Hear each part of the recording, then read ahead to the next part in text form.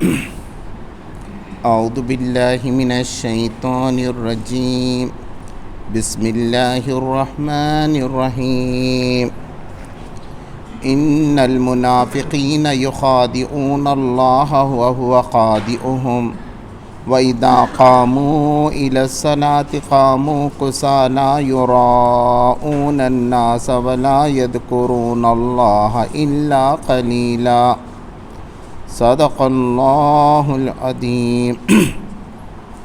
اللہ کے نام سے جو بے انتہا مہربان اور رحم فرمانے والا ہے۔ یہ منافق اللہ کے ساتھ دھوکہ بازی کر رہے ہیں، حالانکہ در حقیقت اللہ ہی نے انہیں دھوکے میں ڈال رکھا ہے۔ جب یہ نماز کے لیے اٹھتے ہیں تو کسمساتے ہوئے محض لوگوں کو دکھانے کی خاطر اٹھتے ہیں اور خدا کو کم ہی یاد کرتے ہیں۔ کفر و ایمان کے درمیان ڈاواڈول ہیں، نہ پورے اس طرف ہیں نہ پورے اس طرف۔ جسے اللہ نے بھٹکا دیا ہو اس کے لیے تم کوئی راستہ نہیں پا سکتے۔ اے لوگوں جو ایمان لائے ہو، مومنوں کو چھوڑ کر کافروں کو اپنا رفیق نہ بناؤ۔ کیا تم چاہتے ہو کہ اللہ کو اپنے خلاف صریح حجت دے دو؟ یقین جانو کہ منافق جہنم کے سب سے نیچے طبقے میں جائیں گے اور تم کسی کو ان کا مددگار نہ پاؤ گے۔ البتہ جو ان میں سے تائب ہو جائیں اور اپنی طرز عمل کی اصلاح کر لیں اور اللہ کا دامن تھام لیں اور اپنی دین کو اللہ کے لیے خالص کر دیں، ایسے لوگ مومنوں کے ساتھ ہیں اور اللہ مومنوں کو ضرور اجر عظیم عطا فرمائے گا۔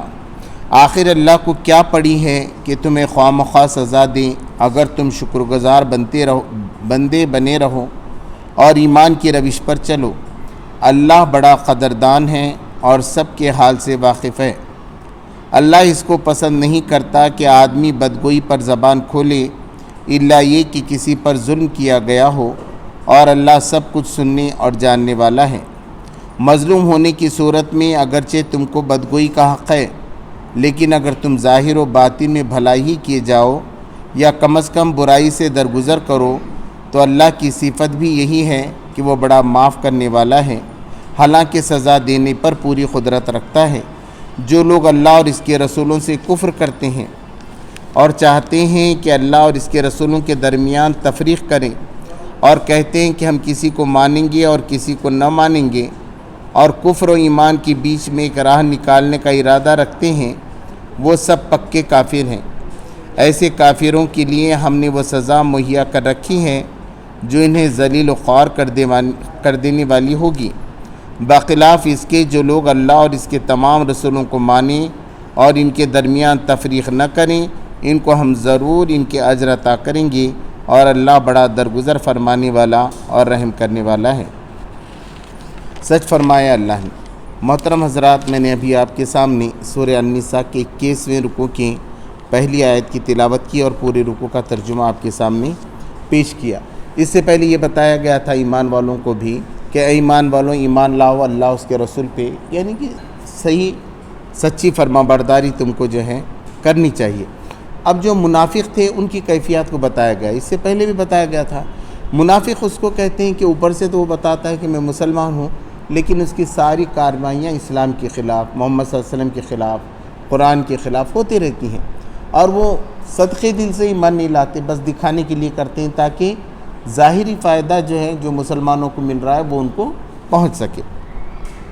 تو یہاں پر ان کی صفات کو واضح کیا گیا۔ اس سے پہلے بھی کہا گیا تھا کہ بشر المنافقین بان لہم عذابا الیما، کہ یہ منافقین کو خوشخبری دے دو کہ ان کے لیے ایک دردناک عذاب ہے۔ اب یہاں ان کی صفت کو واضح کیا گیا۔ ان المنافقین یخادعون اللہ، بے شک یہ منافق اللہ کے ساتھ دھوکہ بازی کر رہے ہیں، اللہ کو دھوکہ دے رہے ہیں۔ وہ کیا کر رہے ہیں کہ عبادت تو کر رہے نہیں اور ڈھونگ عبادت کا کر رہے ہیں۔ تو کوئی آدمی اللہ کو دھوکہ دے سکتا ہے کیا؟ اللہ تو کسی سے دھوکہ کھانے والا نہیں ہے، وہ ظاہر باطن کا جاننے والا ہے۔ تو اللہ نے کہا وَهُوَ قَادِعُهُمْ، بلکہ ہو یہ رہا ہے کہ اللہ ہی نے ان کو دھوکے میں ڈال رکھا ہے تاکہ سزا دے۔ ان کی اپنی نیتوں کی وجہ سے، ان کے اعمال کے نتیجے میں اللہ ہی نے خود ان کو دھوکے میں ڈال رکھا ہے۔ وہ سمجھ رہے ہیں کسی کو پتہ نہیں چل رہا، ہم نے اپنے ایمان کو کیسے، ایمان تو ہم نے لائے نہیں لیکن مسلمانوں کے فائدے تو ہم اٹھا رہے ہیں، مگر اللہ کہہ رہا ہے کہ ایسا کر کے بھی تم آخرت کے دھوکے میں اور آخرت کے سزا کے اندر جو ہے پھنسے ہوئے ہو۔ وَإِذَا قَامُوا إِلَى الصَّلَاةِ قَامُوا كُسَالَىٰ، پہلے یہ ہوتا تھا حضور صلی اللہ علیہ وسلم کے زمانے میں کہ سب جو بھی ایمان لاتا تھا وہ نماز کے لیے مسجد میں آتا تھا۔ ایسا ہو ہی نہیں سکتا تھا کہ کوئی شخص مسلمان ہے اور نماز کے لیے مسجد میں نہ آئے۔ تو جو بھی نماز میں نہیں آتا ایک دو وقت کے لیے، تو لوگ یہ سمجھتے تھے اب وہ منافق ہو گیا، ایمان سے ہٹ گیا۔ تو ایمان پہ باقی ہے کہ نہیں، اس کی نشانی جو ہے نا وہ نماز تھی۔ جیسے کہ تنظیموں میں ہوتا ہے، اب کوئی جماعت میں کیا ہوتا ہے، ہفتہ واری اجتماع رکھتے ہیں، ہفتہ واری اجتماع میں اس کے ارکان بنتے ہیں، اس کے ممبرز ہوتے ہیں۔ تو اگر وہ کنٹینیو 3 ہفتے یا 4 ہفتے تک اجتماع کو نہیں آ رہا بغیر کسی اطلاع کے، تو سمجھا جاتا ہے کہ اس کو اب جماعت سے دلچسپی باقی نہیں رہی، اس کی اخراج کی کارروائی شروع ہو جاتی ہے۔ کیوں رکھے گی کوئی جماعت اگر اس کو دلچسپی نہیں ہے، وہ اجتماع میں نہیں آ رہا، جماعت کی بات نہیں مان رہا، تو ختم کرتے ہیں۔ ایسا اسلام میں کیا تھا، اگر کوئی نماز کو نہ آئے تو سمجھو کہ وہ اسلام کے اندر نہیں ہے۔ اب تو حال بہت برا ہے، اب ایسا نہیں ہے کہ لوگ نماز بھی نہیں پڑھتے، روزہ بھی نہیں رکھتے، مگر سب ان کو مسلمان بھی سمجھتے ہیں، مگر اس زمانے میں نہیں سمجھتے تھے۔ تو یہ لوگ کیا کرتے تھے، اب بتانا تو ہے نا زبردستی، اگر نہیں گئے تو مسلمان نہیں سمجھیں گے۔ تو بڑی مشکل سے کسمساتی ہوئی ایک آدمی دیکھو خوشی سے نماز کے لیے آ رہا ہے، اس کا دل بول رہا ہے کہ مجھے خدا کو کے لیے نماز پڑھنا ہے، خدا کو یاد کرنا ہے، اور ایک آدمی بس کھینچا کھینچایا آ رہا ہے۔ اسکول کو بھی بچے اسی جاتے، کچھ بچے بہت خوشی سے جاتے، کچھ اب مرے باندھے چلے جاتے، کہیں بھی کوئی بھی کام میں، جہاد میں ہو یا دوسری جگہ بھی رہتا۔ تو یہ نماز کے لیے کہا گیا کہ وہ کیا کرتے ہیں، جب نماز کے لیے کھڑے ہوتے ہیں آتے ہیں تو بڑے قسمت آتے ہوئے ایسا دم رکھیں گے، ادھر جماعت بھی کھڑی ہو گئی تو بیچ میں آ کے یا پیچھے بیٹھ جائیں گے، جیسے ہی امام اب رکوع میں جانے کے قریب آ گیا، معلوم ہو گیا تو آ کے پھر رکوع میں ہو گئے۔ تو 2 جان پہ نماز پڑھنا، ایسا ان کا حال تھا۔ یراؤن الناس ولا یذکرون اللہ الا قلیلا، تو وہ لوگوں کو دکھانے کے لیے نماز پڑھتے ہیں۔ یراؤن، وہ دکھاتے ہیں لوگوں کو کہ ہم نماز پڑھ رہے ہیں۔ ولا یذکرون اللہ قلیلا، اور اللہ کو تو تھوڑا بھی یاد نہیں کرتے۔ اللہ کا یاد ہونا چاہیے نا، سبحان اللہ سبحان اللہ، آدمی اس کے اندر چلا جائے، ہے نا، سبحان ربی الاعلیٰ سبحان ربی الاعلیٰ، سبحان پاک ہے میرا رب اور جو اعلیٰ ہے، سبحان ربی العظیم، پاک ہے میرا رب اور جو عظیم ہے۔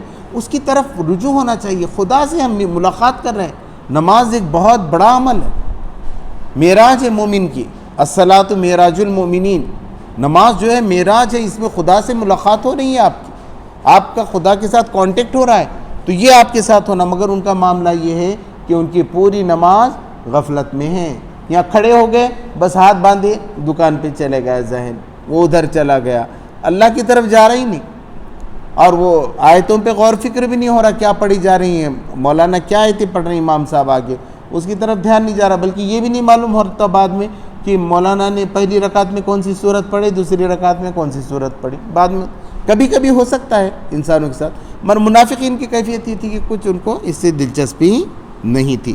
مذبذبین بین ذالک، وہ مذبذب ہیں یہ دونوں کے بیچ میں، اسلام اور کفر کے بیچ میں مذبذب ہیں۔ زیادہ تر یہ یہودی تھے، کیونکہ یہودیوں کے بارے میں ہم نے پڑھا نا، وہ بار بار آیتوں کو بدل دیتے تھے، اللہ کی آیتوں کا کھیل کرتے تھے، اس کا مطلب بدل دیتے تھے، یہ معاملات ان کے تھے۔ تو انہوں نے یہ کہا کہ بھئی کبھی ادھر کبھی ادھر، یہ جو ہے نا ذب اس کو کہتے ہیں، دبدبا، کہ کوئی چیز ادھر میں لٹکتی رہی، کبھی ادھر جا رہی کبھی ادھر، کبھی ادھر، پینڈولم کی طرح، ہے نا، ایک جگہ ہی نہیں، ادھر کی طرف ہے نا ادھر کی طرف ہے، بس گھوم رہی، کبھی ادھر آتی کبھی ادھر جاتی کبھی ادھر۔ تو کہا گیا کہ وہ ایسا بیچ میں لٹک رہے، کبھی مسلمانوں کی طرف آتے ہیں، کبھی جو ہے کافروں کی طرف چلی جاتے ہیں، اسلام کی دشمنوں کے ساتھ جا کے مل جاتے ہیں، مذبذب ہیں، وہ تذبذب میں پڑے ہوئے ہیں۔ لا الہ ہؤلاء ولا الہ ہؤلاء، نہ وہ پورے ادھر کے ہیں نہ وہ پورے ادھر کے ہیں، کبھی ادھر بھی نہیں جاتے کبھی ادھر بھی نہیں جاتے۔ وَمَن يُضْلِلِ اللَّهُ فَلَن تَجِدَ لَهُ سَبِيلًا، اور جسے اللہ ہی گمراہ کر دے تو پھر تم اس کے لیے کوئی راستہ نہیں پاؤ گے، اللہ ہی نے گمراہ کر دیا۔ اچھا، اللہ گمراہ کس بنیاد پہ کرتا ہے؟ اس سے پہلے کہا گیا اللہ راستہ کس کو بتاتا ہے؟ من اناب، جو اس کی طرف رجوع کرے، ہے نا، اس کی طرف رجوع کریں، یہ معنی ہمارے چلے گئے تھے اس سے پہلے کیا آیتوں میں۔ تو بتایا گیا تھا اللہ راستہ اسی کو بتاتا ہے جو اس کی طرف رجوع کرتا ہے، مگر یہاں تو معاملہ یہ ہے کہ وہ اللہ سے دور جانا چاہ رہے ہیں، تو اللہ تبارک و تعالیٰ بھی ان کو راستہ بتانے والا نہیں ہے، اور تم دیکھو گے کہ ان کو صحیح راستہ نہیں مل رہا ہے۔ یا ایھا الذین آمنوا لا تتخذوا الکافرین اولیاء من دون المؤمنین، اے لوگوں جو ایمان لائے ہو، کافروں کو اپنا دوست نہ بناؤ مومنوں کو چھوڑ کر۔ اب کافر یعنی کیا یہ آج بھارت میں ہمارے غیر مسلم ہیں تو ان کے بارے میں کہا جا رہا ہے یہ؟ تو اب یہ غلطی ہوتی ہے۔ دیکھیے اب قرآن میں لوگ یہ کہتے ہیں کہ قرآن میں تو کیا آ گیا ہے کہ مسلمانوں کو چھوڑ کر غیر مسلموں سے، کافروں سے جو ہے دوستی نہ کرو۔ یہاں کافروں سے مراد تمام مفسرین نے یہ بات لکھی، یہودی ہیں، وہ منافق اور جو ساز باز کرنے والے، سازش کرنے والے تھے، جو نقصان پہنچانے والے یہودی تھے، اہل کتاب تھے، سب کچھ جان بوجھ کے جو ہے مسلمانوں کے دشمن بنے ہوئے تھے، ان کے بارے میں ہے۔ قرآن نے ایک بار یہ بھی کہا کہ جہاد ان لوگوں کے لیے نہیں ہے جنہوں نے تم کو گھر سے نہیں نکالا، وہ تو اچھے رہ رہے تمہارے ساتھ۔ تو کیا قرآن ایسا دے گا کہ عقل کی بات ہے ایسے غیر مسلموں سے دشمنی کرنے کے لیے کہا گا؟ اللہ نے کہا کہ یہ جو اسلام کو قبول نہیں کرتے مگر ان کے ساتھ آپ اچھی دوستی کر سکتے ہو، ان کے ساتھ آپ اچھے ممتحنہ میں کہا اللہ ہرگز نہیں روکتا، بلکہ ان کا خیال رکھنا چاہیے۔ وہ بیمار ہیں تو آپ کو دھڑ پڑ کرنا چاہیے، ان کی شادی میں کچھ مسئلہ آ رہا ہے تو آپ کو مدد کرنا چاہیے، ان کے گھر میں خوشی ہے تو اس میں بھی شریک ہو جانا چاہیے۔ تو ان سے تو مل جل کے رہنے کا ہے۔ یہاں ان کافروں کے بارے میں ہے جو یہودی تھے اور دشمنی میں اسلام کو اور نبی صلی اللہ علیہ وسلم کو تکلیف پہنچانا چاہتے تھے، بلکہ ختم کرنا چاہتے تھے، تو ان کو اپنا دوست بنانے سے روکا گیا ہے۔ اب لوگ سرسری ترجمہ پڑھ کر جو ہے نا اسے مطلب نکالتے ہیں، اس لیے کہتے ہیں کہ نیچے کے تفاسیر کو دیکھنا چاہیے، علماء اکرام، مفتیان اکرام سے گفتگو بھی اس سلسلے میں کرنا چاہیے۔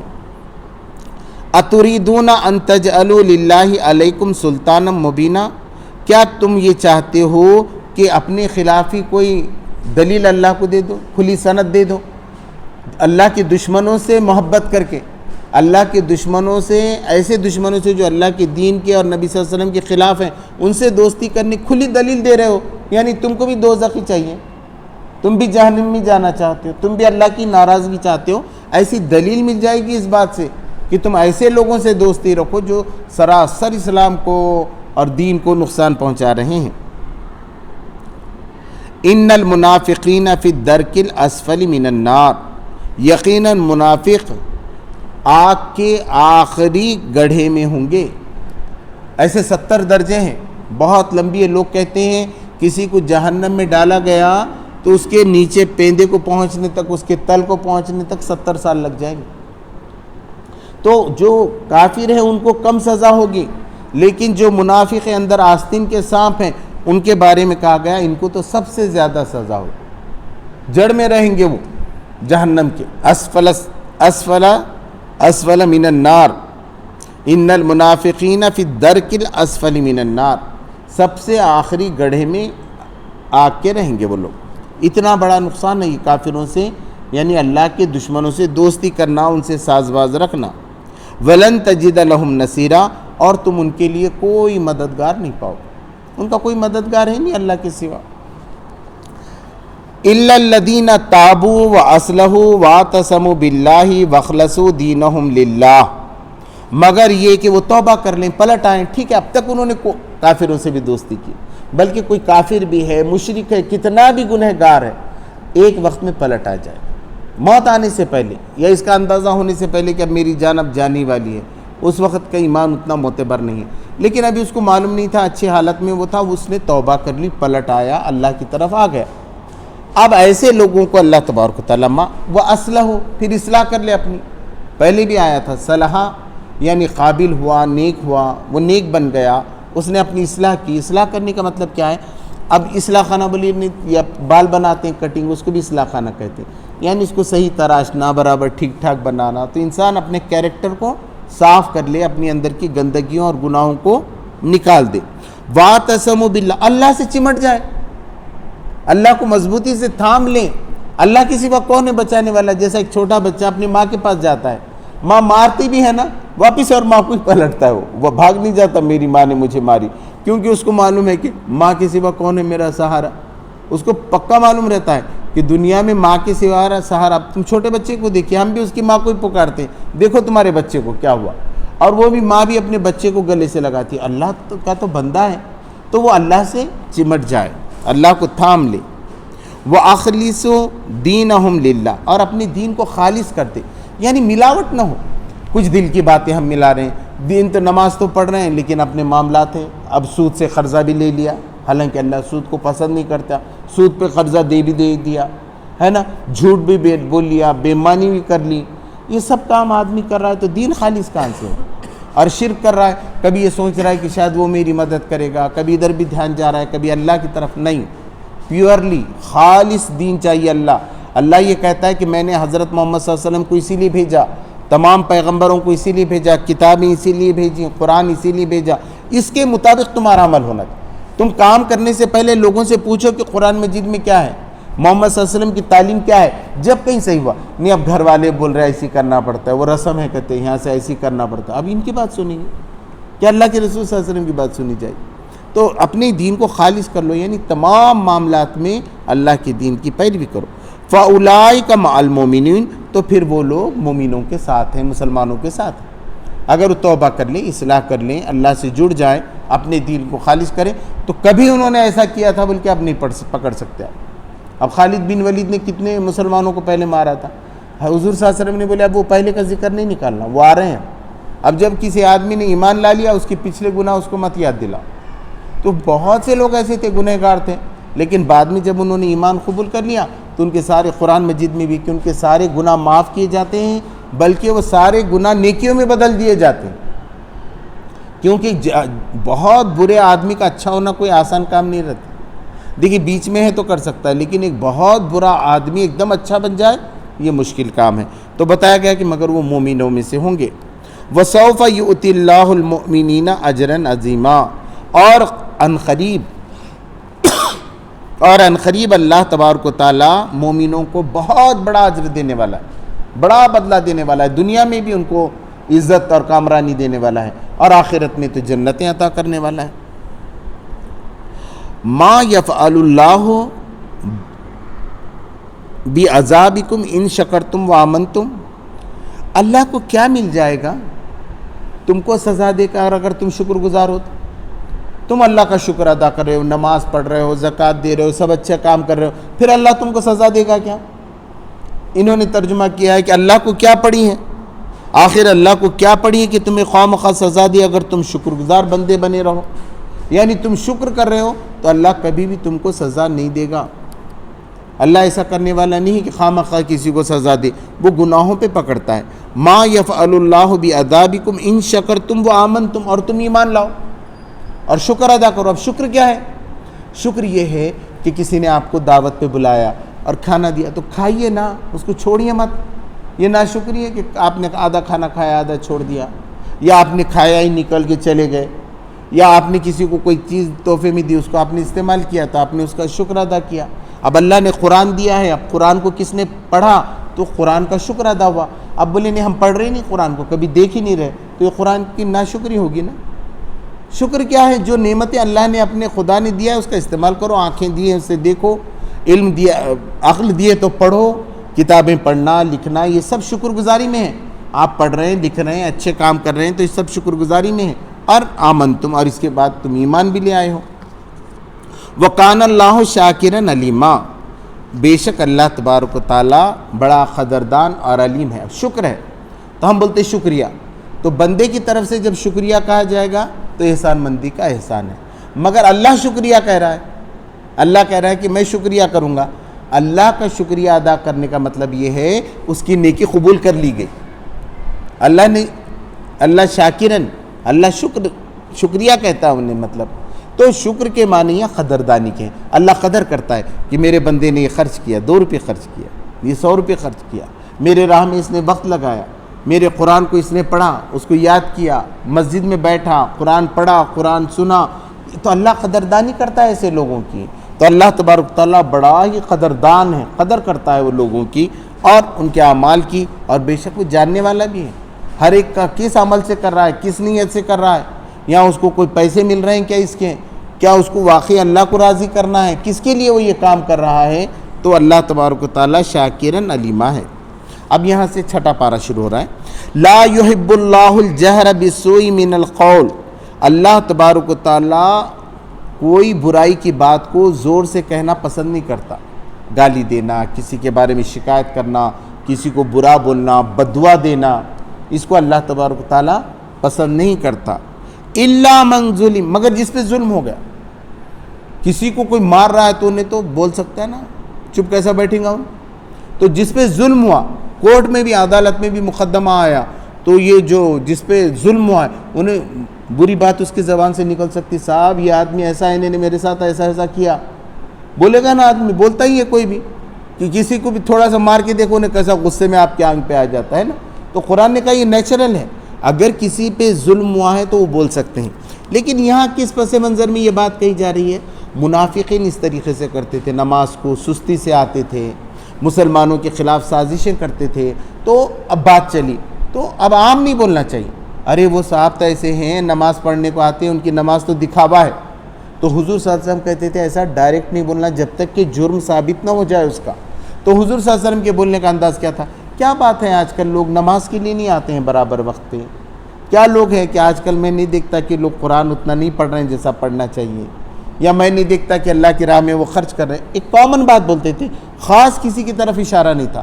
تو یہاں اس بات کا شک یہ تھا، گمان تھا کہ صحابہ بھی ایسا بولنا شروع کر دیں گے کسی منافقین کے بارے میں کہ یہ تو بالکل غلط ہے اور نقصان پہنچا رہے ہیں، یا ہم کہہ دیں پورے محلے والوں کو کہہ دیں یہاں کے پورے محلے والے ہی غلط ہیں، ایسی سٹیٹمنٹ نہیں کرنا چاہیے کسی گاؤں والوں پہ، ہے نا۔ کہہ دیں کہ کچھ لوگ ایسے ہوتے ہیں، جو لوگ ایسا کر رہے ہیں وہ بہت غلط کر رہے ہیں، یہ بات ہے۔ لیکن جس پہ خاص ظلم ہو گیا، اس کی زمین جائیداد چھینی گئی، یا اس کو جسمانی نقصان پہنچا گیا، اس پہ ظلم ہوا ہے کسی بھی طریقے سے، تو وہ زور سے بولتا ہے، لوگوں کو بول سکتا ہے، جا کے چیخ سکتا ہے، چلا سکتا ہے۔ اگر اس کو بچنا ہے، گھر میں کوئی مار رہا ہے تو انہیں پکارے گا نہیں کہ مجھے بچاؤ بچاؤ بول کر، تو وہ کر سکتا ہے۔ لیکن ایسی کوئی حالات نہیں ہے خواہ مخواہ فضا کو خراب کرنا، دو گروپوں کے اندر جھگڑا لگانا، زور سے بات کرنا، یہ سب اس کے اندر شامل ہے۔ وَقَانَ اللَّهُ سَمِيعًا عَلِيمًا، اور بے شک اللہ تبارک و تعالیٰ سنتا ہے اور جانتا ہے۔ یعنی کیا مطلب ہوگا یہ سنتا ہے جانتا ہے؟ یعنی یہ ساری چیزوں کا بدلہ اللہ تم کو دینے والا ہے۔ مطلب یہاں محلے میں سب گڑبڑ ہو گئی، کوئی کسی کے خلاف غلط بات کر رہا ہے، کوئی خاموش بیٹھا ہوا ہے، تو اللہ سب دیکھ رہا ہے، اور قیامت کے دن ان کے درمیان فیصلہ کرے گا۔ تو اللہ تبارک و تعالیٰ سننے والا اور جاننے والا ہے۔ ان تبدو خیرن او تخفوہ او تعفو عن سوء، اب اگر تم کوئی نیکی کا کام کرو اور اس کو ظاہر کر دو، بتا دو لوگوں کو کہ ہم نے ایسا مسجد میں کیا، ہم نے یہاں خرچ کیا، یا یہ نئے کام میں نے کیا، یا میں نے سورت یاد کی، قرآن میں نے پڑھا، بتا بھی سکتا ہے آدمی، کوئی خیر کا کام ہے اس کو ظاہر بھی کر سکتا ہے۔ او تخفو، یا اس کو چھپا لو، تم ذکر مت کرو، آپ نے عبادت کی، تہجد پڑھی، قرآن پڑھا اور کوئی اچھے نیک کام کیے، اس کو تم چھپاؤ بھی تو کوئی بات نہیں۔ اور تعفو عن سوء، اور کوئی برائی کر دیا آپ کے ساتھ اور تم نے کیا کیا، اس کو معاف کر دیا۔ اس نے تو برائی کیا، تم جا کے بدلہ لے سکتے تھے۔ قرآن میں کیا ہے، اگر کوئی تم کو ایک تھپڑ مار رہا تھا تم بھی اس کو ایک تھپڑ مار سکتے ہو، جتنا اس نے تم کو نقصان پہنچایا تم بھی اس کو نقصان پہنچا سکتے ہو۔ کوئی کسی نے برا کہا تم بھی اس کے بارے میں برا کہہ سکتے، مگر تم نے درگزر کیا، بات سن لی، سلام اس پر کہ جس نے گالیاں سن کر دعائیں دی، تو آپ نے نہ صرف یہ کیا معاف کیا بلکہ اس کو دعا بھی دے دی۔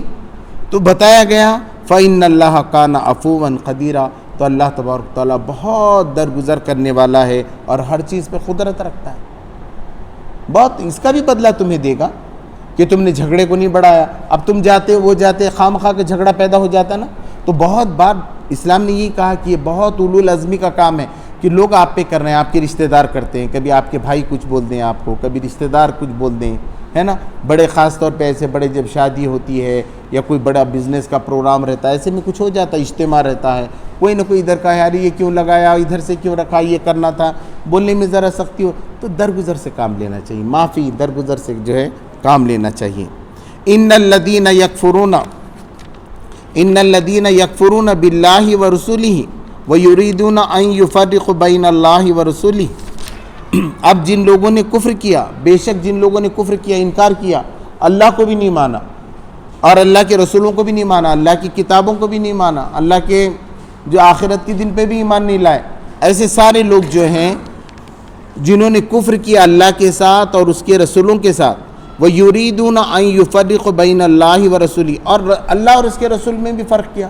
ابھی بھی لوگ کہتے ہیں کہ بھئی نعوذ باللہ من ذالک, جو منکر حدیث وغیرہ ہیں وہ کہتے ہیں نبی صلی اللہ علیہ وسلم کی کیا ضرورت ہے, بس انہوں نے آئے قرآن ہم کو پہنچا کے چلے گئے, ختم ہو گیا. اب اصل صرف قرآن ہے, اب محمد صلی اللہ علیہ وسلم, اور یہ غلط بات کہتے ہیں. ایسا جو لوگ کہتے ہیں غلط بات ہے. نبی صلی اللہ علیہ وسلم لقد کان لکم فی رسول اللہ اسوۃ حسنہ, حضور صلی اللہ علیہ وسلم کی زندگی کو سامنے رکھے بغیر قرآن نہیں سمجھا جا سکتا, اور احادیث کو سامنے رکھے بغیر قرآن کی صحیح تشریح نہیں ہو سکتی ہے. اگر آپ احادیث کو چھوڑ کر قرآن کی تشریح کرنے لگیں گے تو کیا سے کیا مطلب نکل جائے گا. اس لیے پہلے کے مفسرین کرام نے, محدثین نے, مفتیان کرام نے اس پہ بہت کافی محنت کی ہے. تو یہ لوگ کیا کرتے تھے, اللہ کو الگ بتاتے تھے, رسول کو الگ بتاتے تھے اللہ کی عبادت کرنا الگ ہے, رسول کی بات ماننا الگ ہے. حالانکہ قرآن میں بار بار کہا گیا اگر تم نے میری اطاعت کی تو تم نے اللہ کی اطاعت کی. اگر تم یہ چاہتے ہو کہ اللہ تم سے محبت کرے تو میری اطاعت کرو, قرآن مجید میں ہے. اور اللہ نے دوسری طرف قرآن مجید میں کہا کہ نبی صلی اللہ علیہ وسلم کی زبان سے کوئی بات نہیں نکلتی مگر وہ اللہ نکلواتا ہے, اللہ کی طرف سے ہوتی ہے. تو کچھ جو ہے نا, ایک وحی ایسی تھی جو قرآن مجید میں آ گئی ہے, دوسرے قسم کی وحی ایسی ہے جو نبی صلی اللہ علیہ وسلم کو بتائی جاتی تھی, آپ حدیث قدسی میں اور دوسری ذریعے سے ہم کو جو ہے بتاتے تھے. تو کچھ لوگ جو ہے نا اللہ اور اس کے رسولوں میں ہی فرق کرتے, اللہ کے اس کے رسولوں میں, اور کبھی کبھی رسولوں میں بھی فرق کرتے. وہ کہتے ہیں کہ موسیٰ علیہ السلام تو بہت سچی تھے. اب یہودی کیا کہتے ہیں, اللہ بالکل ہے, موسیٰ علیہ السلام اس کے رسول ہیں, لیکن عیسیٰ علیہ السلام محمد صلی اللہ علیہ وسلم نہیں ہے, نعوذ باللہ من ذالک. اور عیسائی یہ کہتے ہیں کہ سب ہیں, محمد صلی اللہ علیہ وسلم نہیں ہے, اللہ معاف فرمائے. تو مگر جو لوگ محمد صلی اللہ علیہ وسلم کو ماننے والے ہیں ان کو کیا تعلیم دی گئی کہ تمام رسولوں کو یہ مت بولو کہ ان کا اللہ سے تعلق نہیں تھا. بالکل ایک ہی پیغام تھا, جو پیغام آدم علیہ السلام کا تھا وہی پیغام نوح علیہ السلام کا تھا, وہی صالح علیہ السلام کا تھا, وہی ہود علیہ السلام کا تھا, وہی لوط علیہ السلام کا تھا, وہی ابراہیم علیہ السلام, اسحاق علیہ السلام, یوسف علیہ السلام, سب کا پیغام ایک تھا. حضرت محمد صلی اللہ علیہ وسلم, دنیا میں جتنے بھی 1,24,000 پیغمبر آئے سب کا پیغام ایک ہی تھا, لا الہ الا اللہ, پھر جو ہے موسیٰ کلیم اللہ, ایسا کلمہ رہتا تھا. جب اب محمد رسول اللہ, لا الہ الا اللہ محمد رسول اللہ, تو یہ عیسیٰ علیہ السلام کا تھا, عیسیٰ روح اللہ. تو لا الہ الا اللہ کے ساتھ کلمے اس نبی کے ساتھ پڑھے گئے. تو کوئی نبی کم نہیں ہے اپنے مقام کے اعتبار سے, نبی کے اعتبار سے یہ ہیں. ہاں ان کے درجے الگ ہیں, رفع بعضهم تلک الرسل, ہم نے جو ہے نا وہ رسول ہیں ان کو بعض پہ بعض ترجیح دی ہے. کسی سے اللہ نے بات کی ہے اور کسی کو جو ہے نا بغیر والد کے پیدا کر دیا. تو یہ ترجیحات ہیں, الگ الگ ترجیحات, مگر رسول ہونے کی حیثیت سے سب برابر ہیں. وَيَقُولُونَ نُؤْمِنُ بِبَعْضٍ وَنَكْفُرُ بِبَعْضٍ, وہ یہ کہتے ہیں کہ ہم ان میں سے کچھ نبیوں کو تو مانیں گے اور کچھ نبی کو نہیں مانیں گے. بالکل غلط بات. ایمان مکمل ہی نہیں ہوا جب تک کہ آپ سارے نبیوں پر ایمان نہ لائیں, ساری اللہ کی کتابوں پہ جو نازل ہوئی ہیں اور خاص طور پر ذکر آیا ہے قرآن مجید میں ان سب پہ آپ ایمان نہ لائیں. تو کسی پہ ایمان لانا چاہتے ہیں کسی نبی پہ, کسی نبی پہ نہیں. وَيُرِيدُونَ أَن يَتَّخِذُوا بَيْنَ ذَلِكَ سَبِيلًا, اور وہ چاہتے ہیں اس میں سے کوئی راستہ نکلے بیچ میں سے, ہے نا. کچھ لوگوں کو نبی مانے, کچھ لوگوں کو نبی نہ مانے, اور اللہ کے اور ان کے درمیان بھی کچھ فرق کر کے پھر بھی جنت ہمارے ہاتھ سے نہ جائے. بیچ کا کوئی راستہ نکالنے کی وہ کوشش کر رہے ہیں. اولئک هم الکافرون حقا, اللہ تبارک تعالیٰ نے بولا سن لو کہ بے شک یہی لوگ کافر ہیں حقیقت میں, سچے کافر یہی لوگ ہیں. سب گڑبڑ ہے معاملہ, اگر ایک نبی کو نہیں مانے دوسرے نبی کو مان لیے تو ایمان لا کے بھی بیکار, بلکہ کافر ہو گئے. اور یہاں یہ جو اہل کتاب ہیں, قرآن میں کئی جگہ اہل کتاب کا اہل کتاب کہا, یہودیوں کو عیسائیوں کو, مگر یہاں انہی لوگوں کو کافر کہا. پہلے ہی جو آیا ہے کہ کافروں سے دوستی مت کرو, تو وہ اہل کتاب ہیں وہاں پر, وہاں مشرک نہیں ہیں. مشرک اتنا نہیں کر رہے تھے بلکہ اہل کتاب وہاں تھے. لیکن اہل کتاب کو بھی اللہ تبارک تعالیٰ نے کہا کہ یہ لوگ سب, دیکھیے یہاں بتایا اولئک هم الکافرون حقا, یہی حقیقت میں جو ہے نا وہ بالکل سچے کافر ہیں, وہ سب پکے کافر ہیں. وَأَعْتَدْنَا لِلْكَافِرِينَ عَذَابًا مُهِينًا, اور ہم نے ایسے کافروں کے لیے ایک دردناک عذاب, ایک رسوا کن عذاب تیار کر رکھا ہے. مہینہ, ذلت بھرا عذاب, رسوا کرنے والا عذاب. اللہ تبارک و تعالیٰ نے پہلے ہی تیار کر لیا. آج کر لیں دنیا میں 20 25 40 سال کی جو زندگی ہے تھوڑا سا شرارت وہ کر لیں, آخرت میں ہمیشہ ہمیشہ کا عذاب ان کے لیے تیار ہے. والذین آمنوا باللہ ورسولہ, اب جو کہا گیا کہ جو لوگ ایمان لائیں اللہ پر, اللہ پہ پختہ یقین ہو کہ وہی خالق ہے, مالک ہے, حاکم ہے, زندگی دیتا ہے, موت دیتا ہے, قانون دینے والا ہے, حاکم ہے, اس پہ ایمان لے آئیں. ورسولہ, اور اس کے رسولوں پہ بھی, تمام رسولوں پہ. راہ پہ جب پیش آتا ہے تو اس سے زیادہ رسول ہوتے ہیں, اگر ایک آتا رسول ہی تو ایک رسول ہوتا. یہاں کیا کہا, رسول ہی, اس کے تمام رسولوں پہ. وَلَمْ يُفَرِّقُ بَيْنَ أَحَدٍ مِّنْهُمْ, اور ان میں کبھی تفرقہ نہ کریں, وہ ان کی تعلیم کے بارے میں شک نہ کریں کہ الگ الگ تعلیم تھی, ہر نبی کی تعلیم ایک ہی تھی. أُولَٰئِكَ سَوْفَ يُؤْتِيهِمْ أُجُورَهُمْ, ان قریب اللہ تبارک تعالیٰ ان کے اجر ان کو عطا کر دے گا. وَكَانَ اللَّهُ غَفُورًا رَحِيمًا, اور اللہ تبارک تعالیٰ تو بہت معاف کرنے والا اور درگزر کرنے والا ہے. تو یہ 21واں رکوع یہاں ختم ہوا ہے. اللہ تبارک تعالیٰ سے دعا ہے کہ مجھے آپ کو نیک عمل کی توفیق عطا فرمائے. ربنا آتنا فی الدنیا حسنۃ وفی الآخرۃ حسنۃ وقنا عذاب النار. سبحان ربک رب العزۃ عما یصفون وسلام علی المرسلین والحمد للہ.